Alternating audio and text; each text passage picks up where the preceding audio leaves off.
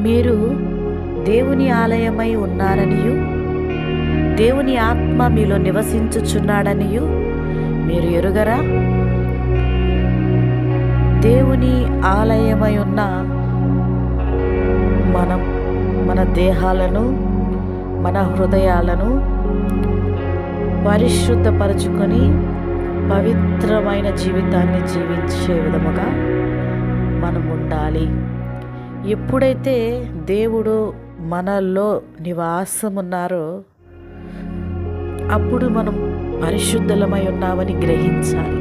దేవుడు మనలో నివాసం ఉన్నాడని మనం జాగ్రత్త పడాలి. మనల్ని మనం కాపాడుకోవాలి. దేవుని సంతోషపరచాలి.